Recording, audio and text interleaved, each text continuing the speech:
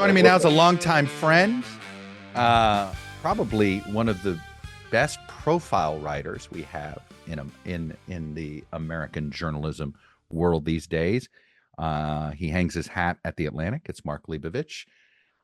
He's also author of numerous books, two of which I've enjoyed, one on the NFL and one about Washington, D.C. that is both still relevant and obsolete all at the same time, which I would love to talk with him about. We all do. Right. Wait, you didn't enjoy the other books? You just didn't like the first two books on my head. That's all right. You know, it's the first two I remember. Which ones do you say? What are the first two you say? All books to most authors, and I have two books, and you do feel this way. Every book is a child, right? And you love all your children equally, no matter what other people think of your children, right? You love your children and books because it is that difficult to put one together, right? And every time I've gone through and I'm like, why did I go through this process? Oh yeah.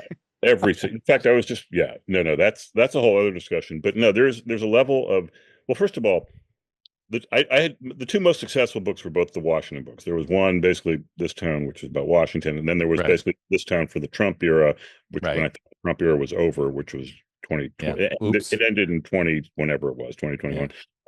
And that, both did really, really well. But in political circles, people read those. But the NFL book, which was a bestseller, but it was like one of those toe touch bestsellers, like it was number 13 for 1 week, and I can say I'm a bestseller there. That is a niche because people who know me and who I know and who I kind of want to be friends with who have read it will come up to me, and like I've never heard of them, but they're like in our airports and like my kind of I'm kind of out-broing myself or bro-outing myself or something like that. But so and then the other two books were anthologies. So does that count? Not really. Yeah, I don't know how I feel about anthologies. Right? It's like our friend Tony Kornheiser. What is he's like? He named one of his anthology books like I Need More Money or something of what it was. Like he just put all his columns. He's like, Tony can get away with that. No, it's basically you should try to get paid as much as possible for doing the same work, right? Yes. So I'm back for more money or something like that. His sequel to his anthology of columns. I really need money. I want to it's funny. I remember the first time I realized authors did this. I think it was a George Will book, and I realized, wait a minute. I've read half of these columns. I've read half of these. I know. I'm like, what did you do to me? And you pitched this as if it was new. Then again, I read every single Hunter Thompson anthology of his columns from the San Francisco Examiner days and all that. And those were amazing. Even though they were crazy, I was glad they existed, Absolutely. And I'm not comparing myself to anyone. But there are young journalists who say, "Hey, I just picked up a copy of Citizens of the Green Room." I'm like, "Really?" I mean, that's an anthology. It's like stuff that had been published in the New York Times and Washington Post that have already been paid for because I wrote it on set. I mean, I shouldn't say this that loud, but and then I got someone slapped them together and gave me like easy money, and I wrote an introduction, and that was that. But like they weren't alive in like 20 years ago, or they were they were kids in 20 years, so they read it all. Absolutely. No, absolutely. By the way, I love your homage to the Oklahoma City Thunder. I wonder how many people realize that is a Seattle Supersonics, not Sonics, the Supersonics, right? Oh yes. Well, we're getting to generational niche like left and right, Chuck. But I appreciate that because this is our safe space. We're two middle-aged white guys. This is like I'm not even middle-aged. I don't know if you are either, but I'm like I turned 60 last month, and that. Oh, don't depress me. I'm smack dab in middle age. I'm not early 50s anymore. I'm middle 50s. Yeah. I'm empty nested now. My third kid's going to college. This is just me on the porch. Should I show you my cat over here? I got a cat sitting over here. Say hi. You really are. You really are. Yeah, obviously, at some point, I think people are going to want us to talk about the current political situation. Yes. Can I just talk about the Oklahoma City Thunder for a second? I do want to get to the Thunder first. Yeah, go. This is kind of an interesting finals. Both, By the way, it's likely we will already know that the Oklahoma City Thunder has won the NBA Finals by the time this airs. I think actually no. Sunday would be Game 7. We're taping on a Tuesday. No, this will probably hit before then. But first of all, this is like could be over Thursday. Yeah, I love the Seattle Supersonics. I resent that they don't exist anymore. It's a terrible injustice. Who do you blame? Are you Howard Schultz? Howard Schultz. I was just going to say Howard Schultz. Seattle fans all blame the Starbucks guy. Howard Schultz. They all blame Howard Schultz. Yeah. Who, by the way, Remember when he ran for president for like 10 Oh seconds? yeah. A lot of people got rich off of that. Yes, they did. But guess what? Back. They did. They cashed in, and none of them are doing anything in the world of politics today, though. That's true. There was a price that came with that cash. Oh, yeah. Although I think a lot of them had other reasons. Or a penalty that came with the cash. There were other reasons having to do with various, life circumstances, I think. I don't disagree. Circumstances, which also may be why they were available for Howard Schultz to hire them. Correct. Yeah. But you do blame him, right? Because it wasn't as if the community of Seattle didn't want to support an NBA team anymore. It's a great sports town. It's a great, if you've been to a Seahawks game or a Mariners game, terrific. Huskies. Look, University of Washington, UW. Phenomenal. I have great feelings about Seattle. And they're going to get an NBA team. I mean, it's pretty clear. Vegas, right? Vegas and Seattle. And then I assume that means, and I'm obsessed with geographic alignment in our sports. Like it drives me crazy when we don't. Fine thing to be obsessed with. So I assume that means we move Memphis and New Orleans into the Eastern Conference. If you're going to add a Seattle and a Vegas, right? Isn't that the easiest thing to do? Yeah, totally. I mean, you could argue, there are certain franchises that probably shouldn't exist in retrospect, geographically, whether they're any good. Like who? Like who do you get rid of? I'm not sure I'm there. I would have agreed with you 10 years ago, but how would you shrink the NBA now? I don't know if I would. You'd have to, Milwaukee would be one you might say, maybe. Except they love the Bucks there, man. They love the Bucks. And so I think it's a pretty successful franchise. I don't know where that's a good question. I mean, I think in retrospect, it might have been misguided to give Brooklyn a franchise. Okay. The Nets are a problem. The Nets there's no doubt. But is that a ownership situation? Right? Should New York, should the tri-state area be able to support two franchises? I would argue yes. Theoretically, maybe. I mean, they did a better job. I mean, they had more identity when they were the New Jersey Nets, although I would argue that much should have existed that way either. I think possibly the Brooklyn Nets should be known as the New York Nets, the way they used to in the ABA, and just have two teams, like you'd have the Mets and the Yankees, or you'd have the Jets and the Giants. And, you don't have to sort of ghettoize it into Brooklyn. I mean, the Dodgers have their own kind of history, and that goes way back. But I think Brooklyn's an issue. Well, where are you in Sacramento? Great, the history there. It's the only franchise. I guess the A's are there. We're sort of there now. I think you can make a case for sucking that into Golden State. I mean, Golden State's big. I don't know. I mean, I hate the name of Golden State. It should be the San I know Francisco it's weird, Warriors. right? Just call it the San Francisco Warriors. I mean, the dumbest. There were like three bad names. There was.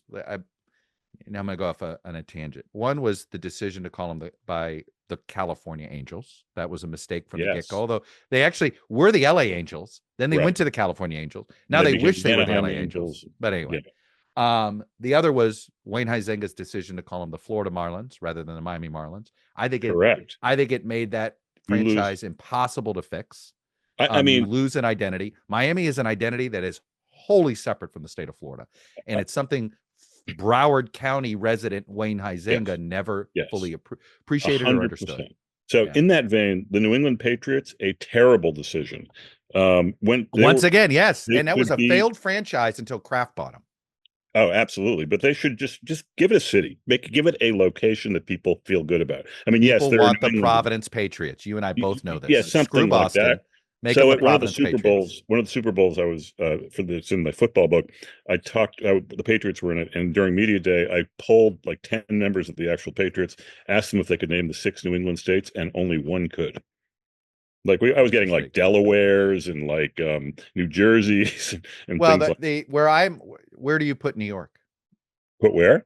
Is New York part of New England or not? No, in your mind. Of course not. No, I think parts of New York are New England culturally. Yes, okay? Well, Red Sox and Patriots fans and like they're all over. The Plattsburgh media market, right? Yes. Which, I wish I had worked in the Plattsburgh media market. If I were in TV, that would be where I'd like to stay. That's where you'd want. Anyway, politics. Sorry. No, and weren't we going to have the Hartford Patriots? Wasn't that the last gasp before Kraft? Before they sold it to Kraft? Yeah, that was the guy. Kraft. Who was the guy who owned them before Kraft? No, well, that was like Victor Kiam and Billy. Yes, it was Victor. Wasn't he going to move him to Hartford? No, Kraft was, but he was just using them to get It was a a better stadium deal out of tool. Yeah. Mattsburg. So yeah, the governor, I guess it was John Rowland, was completely screwed over by the Krafts and whatever. It made a lot of Jets and Giants fans in the heart. But then So they started to be. there's a lot of directions we can go on politics, but let's go with your Obama piece. Because I was both in agreement and in disagreement with it almost simultaneously. And in fact, I think the fact that I look at it this way: you wrote about Obama, and Democrats were quick to return your calls to say, "Yeah, where the hell is he?" Because there's such a vacuum of leadership. Meaning, and I do believe if Obama were more involved, the conversation would be, why is Obama so involved still? He needs to step aside, right? Like, absolutely. I don't know, as much as I agree the party desperately needs a leader like Obama again. Yeah. I don't know if you can hire Bill Belichick to coach the Patriots again. If you get my drift, right? Well, I know maybe that's a bad example, but how about bring Joe Torre back to fix, something, or bring, and look at how many teams have tried it, right? You bring a Joe Gibbs back, and yeah, it is a Bloomberg third term. Sometimes I think the memory is always better than the reality. Well, no question, and it's a good analogy. It's not a great analogy. I mean, one, obviously Obama's not coming back to run anything. I mean, I always joke, if Trump finds a way to run for a third term, well, that's it. Let's go, right? Let's have the Super Bowl of unconstitutional of elections. Obama v. Trump. Right. I mean, the story is basically John Favreau. Don King. How much money would Don King get for that pay-per-view? The political pay. Well, we're basically in a Don King political pay-per-view era anyway, right? So it'd be perfect. No, it is right out of, absolutely. We are living that world. We're living that. Exactly. No, I mean, I think you're right about everything. I mean, I get all the arguments about Obama. The thing about Obama is, I mean, yes, it's a vacuum. No one would care about any of this if the Democrats actually had some semblance of a leader, or if there was excitement about. Now, I kind of blame Obama for the current vacuum. Yeah, I don't buy the whole I actually do, because of he didn't groom the next generation. I never bought that. Interesting. So you don't buy that, but you think he ought to meet the moment now. I don't think. I remember saying to something like, I think to Axelrod, like during Obama's, I think, second term or something, I said, hey, what about everyone saying that Obama has not groomed the next generation of Democratic leadership and brought them into his administration, blah, blah, blah. And Axelrod said, you know what? We have enough to do besides being a job fair for the Democratic Party or something. You know what? Guess what? He was wrong. I take everybody's point, but in hindsight, it was wrong. Hillary Clinton and Joe Biden should have been escorted out of the leadership ranks, and the only person that could have done that was Barack Obama. And instead of escorting them out, he actually stepped aside and allowed them access. Well, he obviously had more respect for Hillary. He actually thought that she was more capable. She was younger. She had a better political brand. And, Democrats were feeling so good about themselves then. They just figured, okay, well, it's Hillary's turn to make history. The Democrats have, given us now the first African-American president. So let's do the first woman, and then we'll move on from there. And then that was the mistake. I do think Democrats, I always thought, Obama wasn't, Obama wasn't necessarily a believer in the identity politics. Right. Even though, and I think he didn't believe he succeeded based on identity politics as much as everybody around him believed he succeeded around identity politics. Right. I think in hindsight, the entire Democratic consultant class of the early teens totally misinterpreted Obama's success. And they assumed it was identity politics. And they were wrong.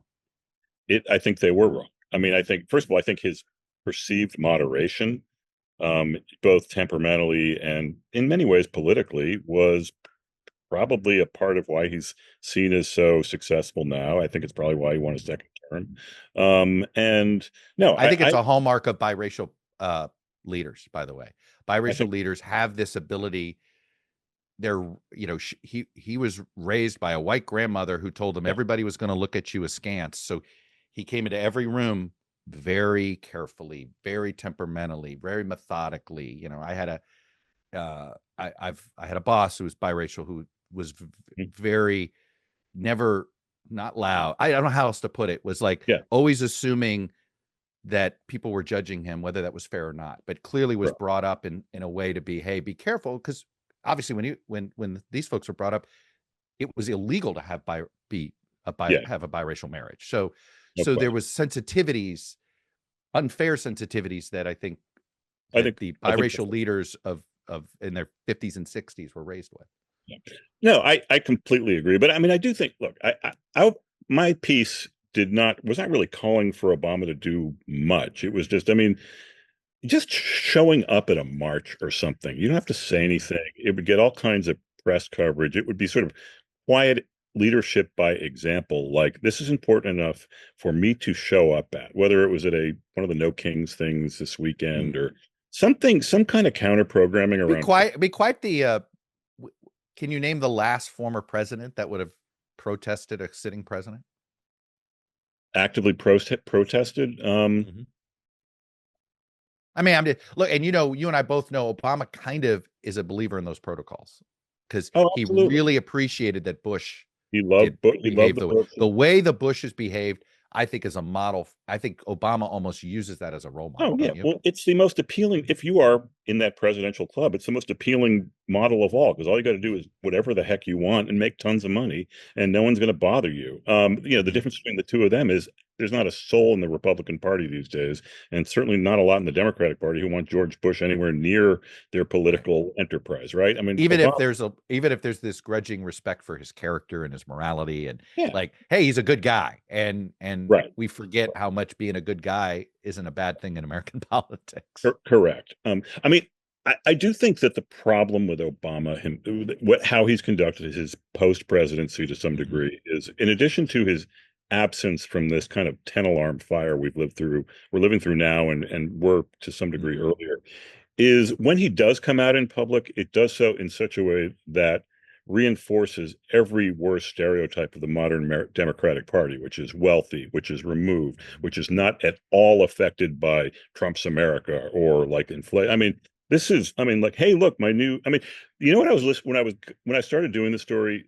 One thing I was listening to is every time he's got a new playlist that comes out or a new, here are my book recommendations. Or here my By the way, have you noticed that they're always I always find his playlists, both music and the books, to be what I'd call correct.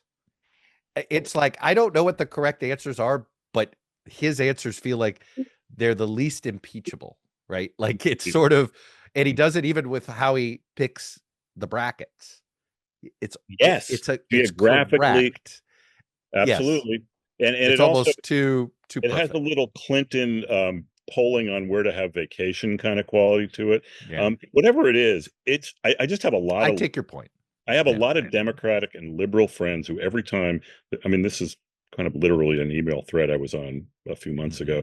Like, when he had a new playlist, I mean, some really hostile. I'm like, all right, enough with this. Like, we don't need another playlist, you know? Right. The Republic is at risk, but hey, what are we going to listen to on the way to hell, you know? I mean, yes, perfect. Yeah, these are all the lines I've like edited out. No, I mean, to paraphrase Tina Turner, we don't need another playlist. How's that? Obscure pop culture reference, generational. And you know what? I love Tina Turner. I mean, if there is, her music puts me in a happy place. Absolutely. You know, so much soul. Yeah. And by the way, R.I.P. But I mean, credit to her. Too many people are dying. You know? I know, and this is going to sound weird, but sometimes they die too late to get the public attention that they deserve. Probably. And I feel like Tina Turner was one of those that, like, unfortunately hasn't got. Look, we watched it with Brian Wilson last week. Yeah, part of it is we did. Part of it is the Trump era, but you do if you lived. You know, it's you die early in your profession and you're lionized. Oh, you know? I mean, you know, I've always thought one of the interesting what ifs is if the Beatles if Lennon lived, would they be the Rolling Stones? Would they have the same cachet? I mean, they'd have good cachet, but if he were still alive, they would have continued to produce music. Lennon would have produced music, and I don't know if it would have the same. Like, the Beatles are like, oh, right? There's like this, it's held up in this high esteem. If Lenin had lived another 40 years, would they be? Well, yeah, but they never reassembled. Like, in that 11, but they would have. I'm still convinced they would have. There was too much money on the table. Think about it. He dies in 1980, 79, 80. What was he's when is he it was 80. Yep. 80. Announced by Howard football. I know. Like for you and I, I remember watching. You a Dolphins fan? I was not allowed to be a Dolphins fan. Yeah, it was Packers. Yeah, no, my dad didn't like Joe Robbie. And so I thought Joe Robbie was ripping off the Wayne Huizenga, Joe Robbie. You're going negative. We've had some terrible owners. No, there's no doubt. Like I'm okay with this guy now, Ross, and I don't have I used to have antagonism to the Dolphins because they used to rip off the Hurricanes. They used to absolutely rip off the University of Miami. They don't do that anymore, so it's a better relationship. But but where were we going? On Lenin. So the point is remember, right after, within 5 years, you have Farm Aid, Band Aid, the Africa, remember all of those. Yes. Even Led Zeppelin almost reunited with John Paul Jones's kid, Jason Jones, I think, playing drums. I just promise you, all of them get together. So there's no doubt in my mind that happens, because Lennon and Yoko are both suckers for good charitable things, and that would have happened. And then from there, who knows? You'd think we'd be in like years 3 of the Beatles residency at the Sphere at this point. The answer is maybe. It's good. Okay. So they're a little old, but maybe. I got to indulge one more thing. So I just had a piece a couple months ago on the most self-indulgent interview I've done so far in my. I got to read my piece on Ringo. I did a profile on Ringo 2 months ago. It was one of my favorite pieces ever. It's all about this, sort of.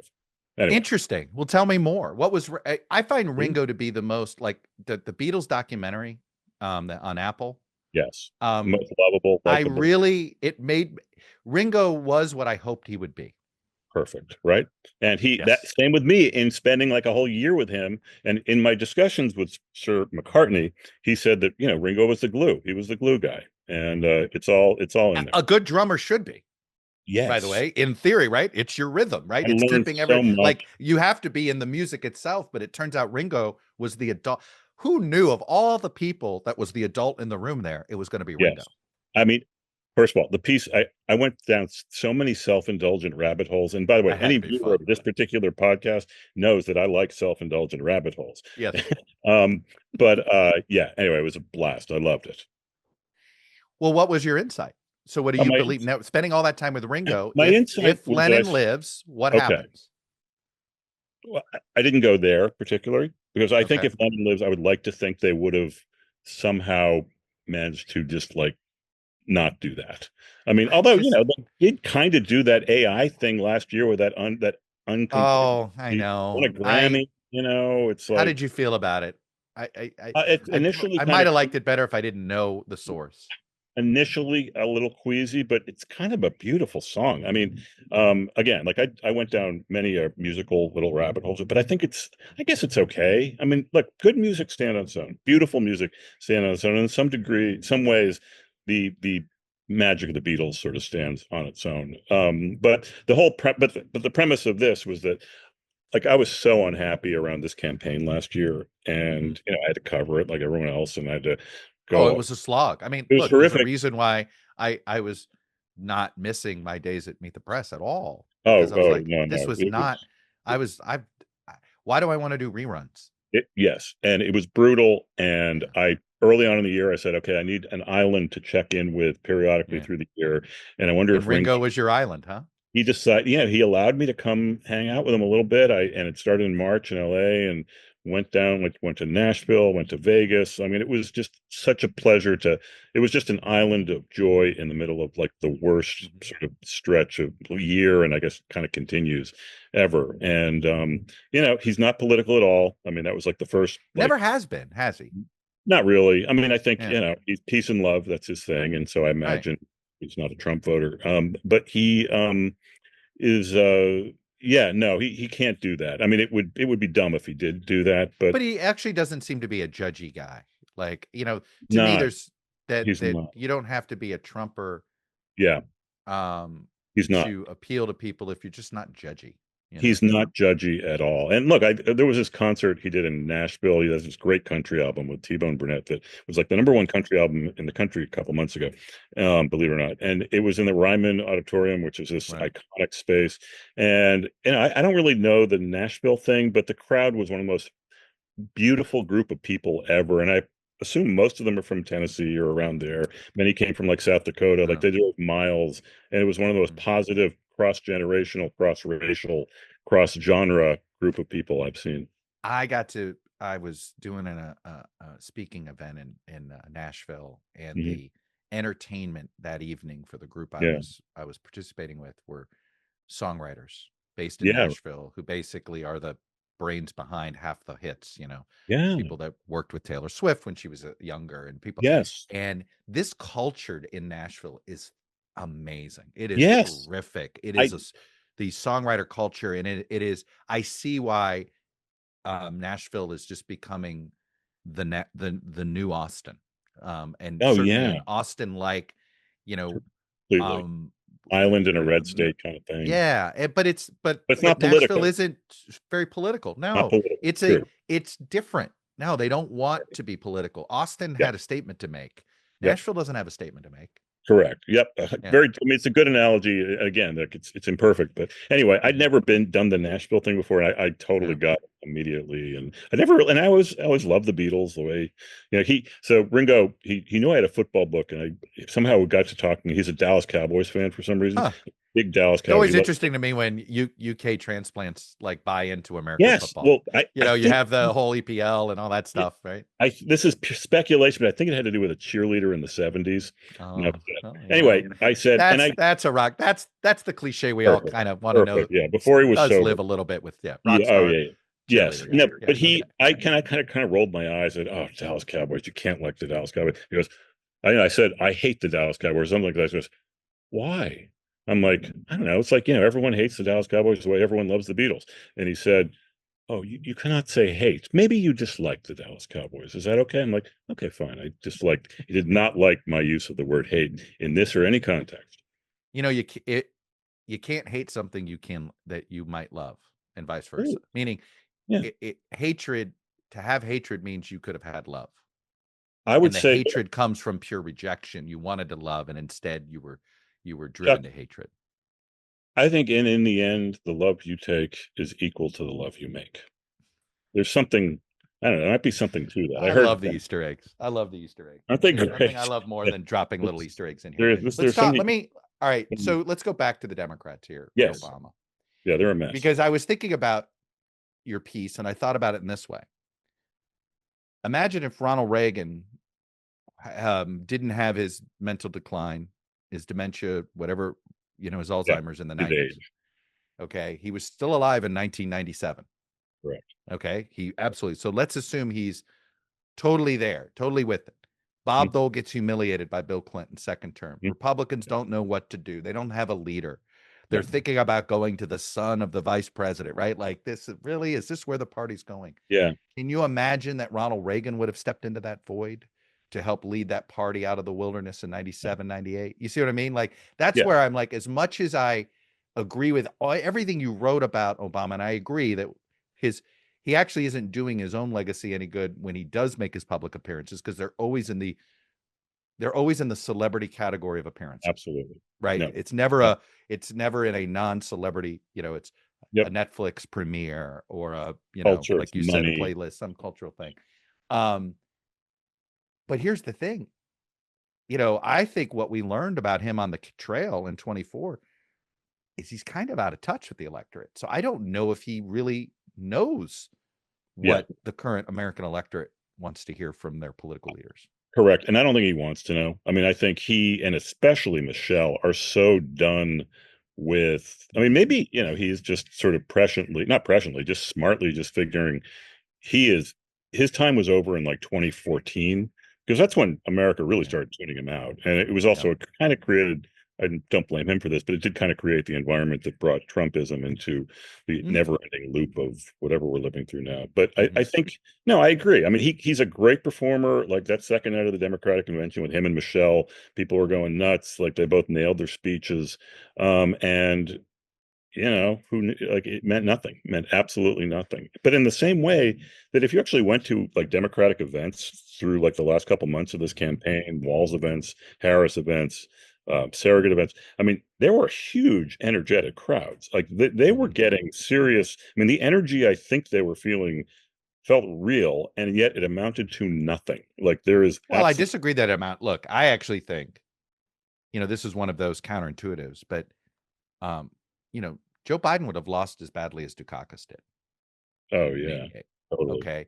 So the switch, I think the enthusiasm of the fall on the Democratic side was really relief and I thought, well, okay, you're not dead yet. It's sort of like, it's like, you made it to the NBA finals. You're probably not going to win, but you made it. You can't believe you made it. You have a chance. You never know.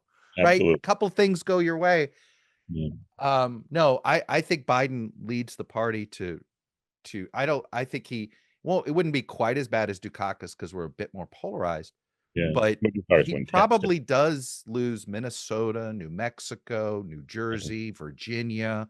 Like I could add another 8 states that he probably loses if Biden's on that ticket, which also means there's probably 235 House Republicans and there's probably 56 U.S. Republican senators. So all of that, it's one of those things where Kamala's always going to be seen as a failure, not a success, right? Yeah, and really, she probably prevented a disaster. She did fine. She was the Patriots in the 97 Super Bowl against the Packers.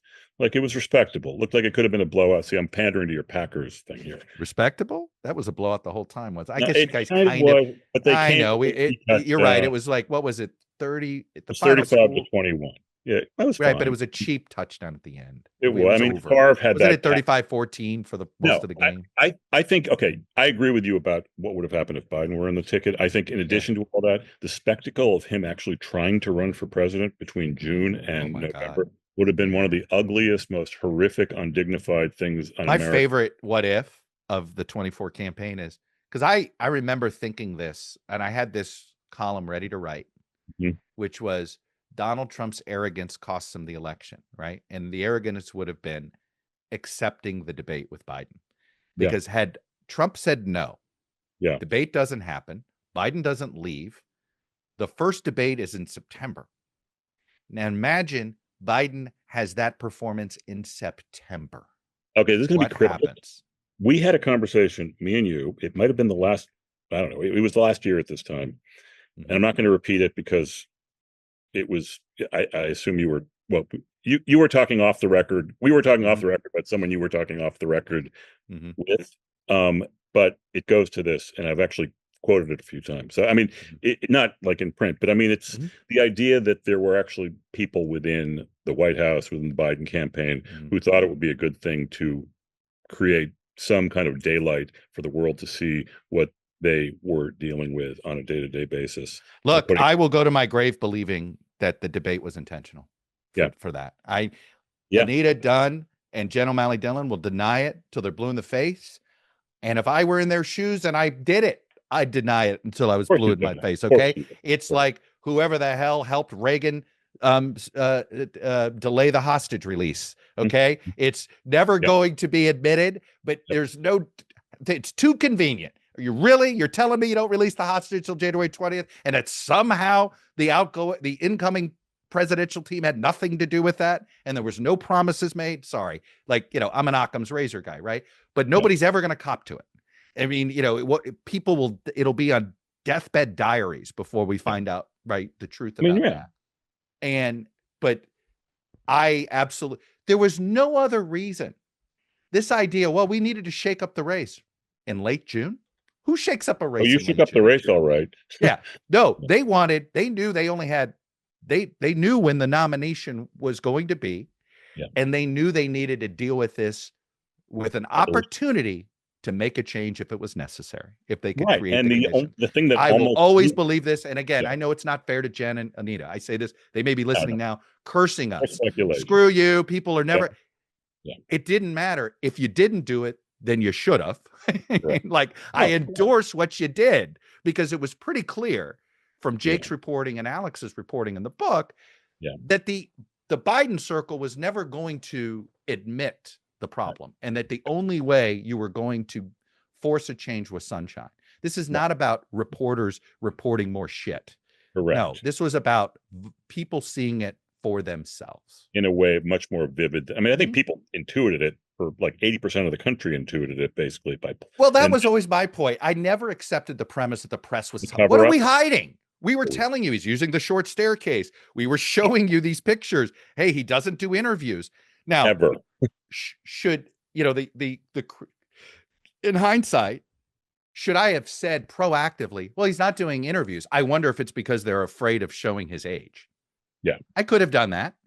Yeah. I don't know. Right. I don't feel comfortable without it sourced. Right. Like that's just so, and by the way, we're dealing with people's health. And I do think we all have sensitivities because when it comes to health issues, I've always looked at it through the prism of what am I willing to disclose? Right. Yeah, that's true. But this is, one, you're not president, and two, it's not like written all over your face and in your brain. I mean, it's just like it was intuitively, it was an observable fact. There was no cover up. I mean, the cover up was completely futile. If it was a cover up, look, I will say this, to me, the cover up it was just the absurdity. Like watching Chuck Schumer today, not be avoiding answering these questions about Biden. It's an easy answer. Just do it. Of course he shouldn't have run. And by the, I've had this conversation with multiple governors. I've had this conversation with multiple senators, and none of them will go on the record and say it. And it was like, come on, guys, you would help your own credibility here. Look, I actually think it is going to be a stain on anybody that was associated with Biden. Like, I think Pete Buttigieg, if it wasn't for his service with Biden, I would accept the premise that he might be one of the front runners. But I think the Biden baggage is so heavy for the Democratic Party voter that I think it becomes a problem for him. Okay. I think I'm not sure I agree with you, because what all these Democrats and all these White House officials and cabinet, what they're all guilty of is practicing politics, which is basically selective communication, right? Like, you think like half the people in the first Trump administration should have shared with the nation the stuff they obviously saw. And you had an obligation, press secretary, Jean had an obligation to be fired if they disclosed it too, right? Yes, like within seconds. It's like, you're not. I mean, this is guess what? Politicians and operatives are not on the level. I mean, it's just politics. Well, I've always said, I don't know about you, but I've always said our job is to be professional skeptics. Well, it's not even that. That's why, see, that period where Biden was not getting out of the race and Democrats were trying to defend him. I mean, it was the most maddening thing ever, because Democrats and the media to some degree had been spending 10 years saying, oh, Republicans are such liars because they all hate Trump behind their back. And then they'll go in public and say, oh, I love Donald Trump. Democrats did almost precisely the same thing. He's sharp as a tack. I mean, I don't know. It's depressing, but it's really basic, as my kids say.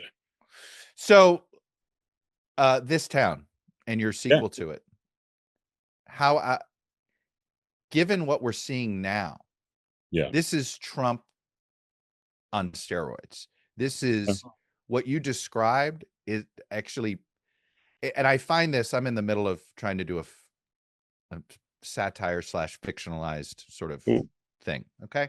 That'll be hard. My co-writer, yes, we run into this problem all the time. Every time we try to come up with something a little, well, this wouldn't happen, but it could, right? You go, and then you're like, oh no, he's actually going there, right? Like, look at Trump Mobile.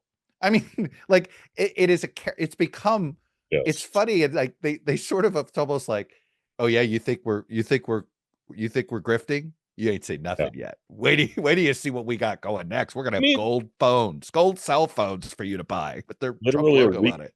Yeah, for $47.45. I mean, like, it's right out of the. You remember the movie Idiocracy? Of course. I mean, it's it's at this point, it looks like a documentary. People talked about that at the time, and it was too cringy to watch. Totally agreed. 2015 or 20. I didn't buy it. It came out in 2009, 2010. Right. It was obviously Mike Judge was thinking he was satirizing the Bush era. And it's like, dude. Oh boy. And that's why I didn't buy it. Then I was like, oh, this is stupid. This is a Hollywood version. but it ended up being prescient about what was coming. I know. Well, it was as hard to watch to some degree as a lot of what we have to watch in, as news now, right? I mean, yeah, no, but yeah, it's 100% true. I mean, I will say this. I mean, the stuff I wrote about in 2013, I mean, in retrospect, it's a quaint comedy of manner. Doesn't it feel small? I feel this way about my Obama book, which came out in 2014. Yeah. I have a chapter on Trump and the whole birtherism and like their response. And I certainly, and I feel like I've captured his presidency correctly and sort of how it would be assessed. But, Trump is totally like, there is a line of demarcation. It is like electricity and before electricity. Like that's what it feels like, doesn't it? Like, yeah, it's hard to get like all whipped up about, a former Republican and a former Democratic senator are now in business together on K Street. Oh my God. And they're getting whipped. But, I wonder if this is the problem. What is your sense? To quote our friend Bob Dole, where's the outrage? Where's the outrage? Yeah. Why do you think, what Trump has done to make money off of the presidency is unprecedented. He's selling pardons in plain sight. My favorite, when Mike Johnson says the difference between Biden and Trump is that Biden hid it and Trump does it out in the open and so everybody can see it. You're like, oh, if I shoplift and wave to the camera as I'm walking out the store, does that make me they'll spare you. More honest shoplifter, right? Yes. Voted for president. But why do you, my wife's thesis as to why there's no outrage is it means the voters assumed they were all corrupt to begin with. Well, I think that was Trump's whole thing. I mean, Trump's whole thing is, I'm not that corrupt. Everyone else is. Like, I know the system. I mean, that was kind of his. Well, now he's pardoned anybody that's committed a crime remotely similar to what he's been accused of. Have you noticed this? I mean, literally every pardon is somebody who has done something he's been accused of. Anyone who is charged with anything or convicted of anything can just go out and say, oh, I now see weaponization firsthand, like President Trump experienced. Boom, you're pardoned. Bob Menendez is basically like screaming this. It's like, the Justice Department has been unfairly targeting me. It's absolutely. Like he's screaming for his. There's a whole list of people who Eric Adams, another one, like this guy Carlos. I'm sure. How many gold bars do you think it'll take to get the Menendez pardon? I don't know. He's running out of time. I'm surprised. I mean, apparently Trump has a real bee in his bonnet because he voted for conviction on, a couple times. So, by the way, if you're Trump, do you blame him? Like, you're like, well, it's quid pro quo. Absolutely. No. I mean, I don't mean to be cynical about this, but when you're dealing with nefarious people, don't be surprised if they deal with you in the same nefarious way you behaved. Oh, absolutely. No, I mean, look, there are no words for this. I mean, it's like, we've spent so much word. I mean, it's so over the top now. I don't know if it's cynicism. I mean, every theory probably holds some water. The idea that Trump supporters just love the idea that the media, the Democrats, that all the people they hate are angry all the time. Yeah. All this. Let me ask you, what's more likely? Because I feel like you're one of the few political reporters who sort of tries to sort of also look at it culturally and historically too. Yeah. So what's more likely? Like we have a way of the next president is always a response to the previous president, right? In some form or another. Maybe it's on character, that maybe they have a characteristic that the previous one lacked or whatever it is, right? Are we more likely, is the next guy, the next person who succeeds Trump?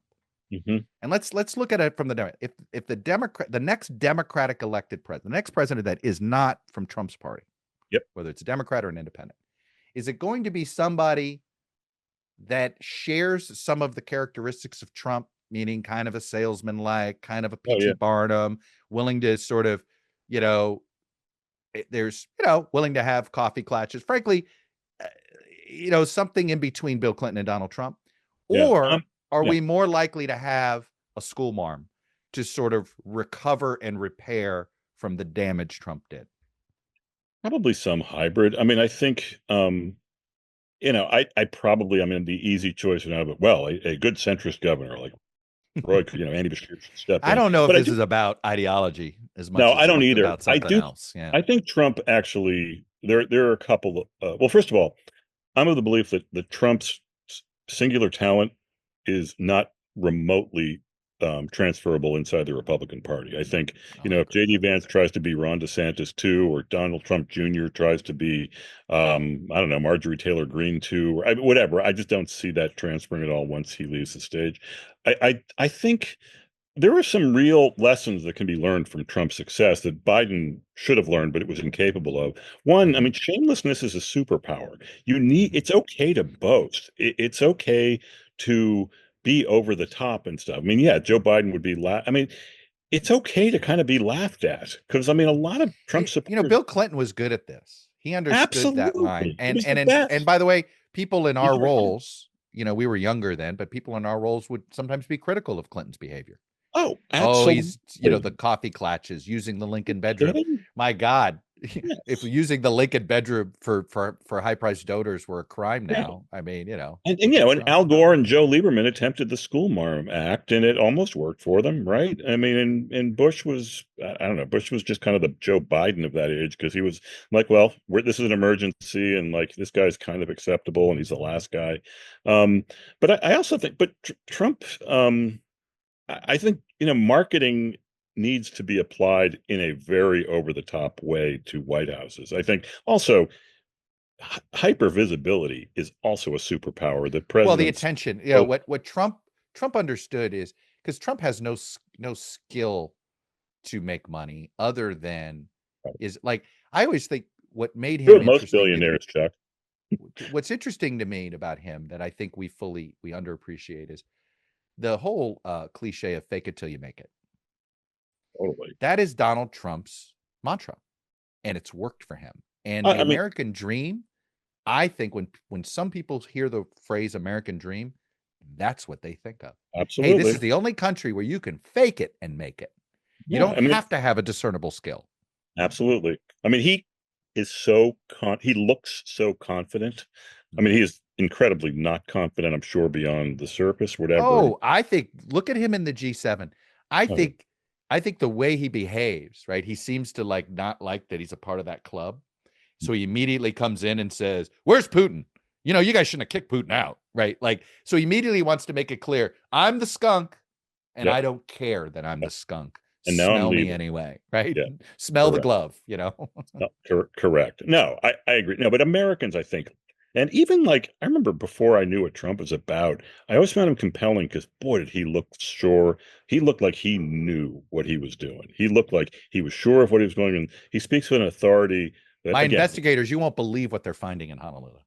I mean, that he was always so, but even on that story, right? Which is, how the hell did anybody find that credible? But it wasn't, I've always said the reason voters flocked to him wasn't because they believed Obama wasn't born in America. They were just glad somebody else was willing to say it. Because what they were really saying is they thought Obama culturally wasn't their kind of American. Oh, no. Right? That ultimately was what that was about. Yeah. Well, this goes to something else. But I remember in 2015, I was writing about Trump. It was probably July or August or something. Mm-hmm. And I was at some rally, blew out the American Airlines Arena in Dallas, total nuts. And that day, a new poll came out, and something like 75 or 80% of the Republican Party believed that Barack Obama was either not born in the United States or was a Muslim. And I'm like, oh, so this is not the base of the Republican Party. This basically is the Republican Party. And this guy, I think, is going to win the nomination because of this, And I also think celebrity and by the way, that's another thing that Democrats don't know how to do, and Republicans have actually always known how to do, which is don't be afraid to agree with the voters. Democrats have a way of trying to tell the voters, no, this is what you should think. This. Republicans say, you're right. And we're going to do this. Okay. You're right. There's too many immigrants. You're right. The government's too big. Don't pay attention to the plan that we don't have to deal with it, but we agree with you. 100%. They don't. Yeah. Yeah. Anyway, here we are, Chuck. Here we are. The other thing I think about with your NFL book is I feel like you wrote it thinking that the NFL was at a crossroads, and maybe they were. Yeah. And now it's sort of did you expect them to become even more powerful? I mean, they're about to completely destroy the local affiliate ecosystem. How people get local news is going to completely change in 2 years when they opt out of their media deal. They have had more impact on journalism and the resources that are there or not there because of their dominance in the media ecosystem. Yeah. No, I mean, first of all, the only reason you use crossroads is because you're trying to sell a book. I mean, you can say, hey, this is at a crossroads. And they were. Look, stupid premise. It did feel when that book came out, the concussion thing was a thing. And it was, it did feel like, and you did see parents, look, we were looked at weird when we let our kid play football in high school. And also, not anymore. And that's literally 4 years later. Yeah, and Trump had sort of turned it into like a real culture war, and it was. I mean, Goodell, I don't think he was any great genius, but he didn't know what to do. I mean, he just sort of was assuming that football's dominance of just the American imagination and culture and screens and its perfection for television and what have you. Well, he's also benefited every time they've done something for safety. It's increased offense. So if safety were lowering scores, then safety wouldn't be prioritized. But these 100%. Safety issues, meaning the fact that a guy like, can go across the middle of the field and catch a pass without getting their head knocked off, is why scoring is up, is why offense seems prioritized, why the quarterback has never been more important than it is now, and why they can claim that they've prioritized player safety. No question. Look, it's a bull. I mean, it's as corrupt as politics. I will watch so much football this fall. I assume you will too. We both probably know better.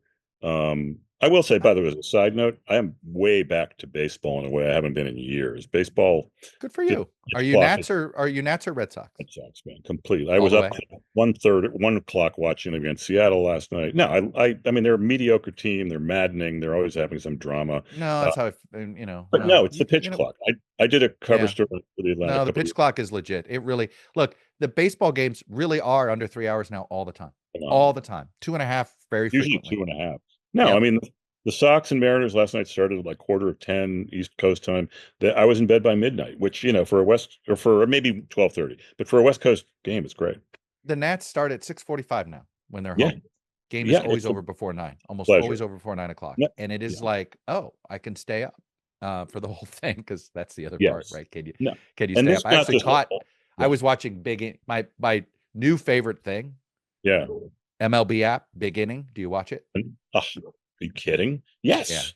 Yeah. What do you think? Big Inning, and then the rundown in the morning. Do you watch that?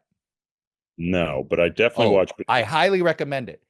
MLB app, the rundown. It's a 3-minute highlight of every game stitched together, and it's basically all the scoring. So it's when it's a full slate, it's 45 minutes. So I put it on, I make my coffee, I get ready. It's like, what's it called? The rundown? It's called the rundown. It's on the app, MLB app. All right. Now, full disclosure, the time before I came on with you, I was, in addition to reading all the Rafael Devers trade coverage. You're not angry about Devers? Do you feel about Devers the way you felt about the Mookie Betts trade? Oh, no. Mookie Betts was generationally and existentially hurtful in all ways. No, I think it's a defensible move. I would have liked to have seen a bigger return. He didn't get much, but Devers Devers wasn't a tradable asset.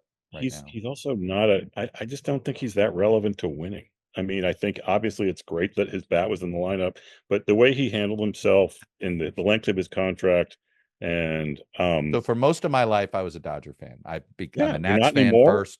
Well, I'm a Nats fan. I'm all in. I'm a season, I didn't grow up with any baseball because we didn't have baseball in Miami. And when DC got a team, I've always wanted to live in a place where I could go to Major League Baseball. So I'm in. My son, look, the Nats, that decade, my son was, the decade of the Nats, which was the teens, and they were terrific. It was a great, 8-year run there. Absolutely. That was his prime age, right? It's when he became a fan. It's like what happened to me. The Dodgers won a World Series when I was 9. The Nats win a World Series. Which World Series was that? 1980? 81. Yeah. That was okay. Was that the strike 81. year? Strike year, yeah. Okay. It is so. When it happens that way, and so I'm all in on the Nats, but I will say this, I still can't quit the old Dodgers. Like I'm a baseball card collector, so I love Roy Campanella's behind me. I love all those old guys. My dad's favorite player was Campanella, so I sort of really. Is he a Brooklyn guy? Yeah, Well, no, my dad grew up in Iowa. He met Roy Campanella as a kid in Really? Chicago, and it was one of those things that stuck. That was it. How you just meet a guy, and he met him, and Campy couldn't have been nicer. It was at a hotel in Chicago, and it was, one of those moments. My dad's sister tells the same story. Like, sometimes your parents tell you stories and you don't know if it's true or not. But this, I've had a second source. I've got it confirmed. It's a legit story. But I will tell you this: the Giants always find a way to take a guy like Devers and turn him into a goddamn Hall of Famer. So the Giants have they never have the best roster, and yet they always figure out how to be better than you think they are. So I don't know. I mean, Giants Devers, had a great. If you told me Devers has an MVP rest of the season with the Giants, wouldn't shock me. Maybe he's a great hitter. He's like kind of Manny Ramirez. I mean, by the way, no shame in being compared to Manny Ramirez or Miguel Cabrera. He just has one skill. Are the Sox for sale? Is that what's going on, by the way? No. No. I mean, John Henry, the owner, they used to be like a big market team, but they've been operating like. Why are they behaving this way? He's. I don't know. I mean, first of all, they figure they won 4 World Series this century. They want to be more Tampa Bay rated, so they can keep more money. I mean, they own Liverpool, they own the Pittsburgh Penguins, they own Formula One. So, I mean, they're definitely a big business now in a way that they weren't before. But they catch a lot of heat, and the Mookie thing was that was an original sin for this century, the way it was for last century. But I don't put Devers in that category at all. Interesting. Yeah. Well. Buddy, I have no idea whether, us just sort of vamping like this was a good idea or not, but this is why I listen. See. This is going to be the new media thing. People are, whether there will be some entity in the media who says, we need another Todd and Leibovich. Democrats like, oh, we need a Joe Rogan. I mean, I'm not putting the partisan lens, but no. I just find that to be, it's sort of like, it's funny. The idea you can manufacture these things. I mean, this is like Al Gore trying to create liberal talk radio. It's not going to work. You can't manufacture it. People are either if you're compelling, people will come. Go find compelling places to go meet voters where they are. Stop trying to bring. This is the Democratic Party's problem. They continue to try to drag people to them rather than to go where people are. Right. So go agree with the voter instead of making the voter agree with you. Hey, as I did a thing on Gavin Newsom a couple of days ago, and he's like, he's had a pretty interesting week. I mean, getting arrested. Gavin is. I will say this. Every time I'm ready to write him off, I'm like, I don't know, man. He's got some skills, right? He's a good political athlete. I still think a guy who was the mayor of San Francisco can never get elected president of the United States, and that's not because he's Gavin Newsom. It's because he was the mayor of San Francisco, and I just think I think San Francisco is considered too outside of mainstream culture, fair or unfair. I just I don't. But I also used to think that of New York City. So I'm not gonna. I don't want to write it off. Yeah, you can't write anything off. Conventional wisdom. I mean, America's not ready for a black president. Donald Trump will never be nominated. Donald Trump will never be elected. Blah blah blah. We don't know what we're talking about. But anyway, the idea is you got to be a really good actor and a really good performer to come off authentic.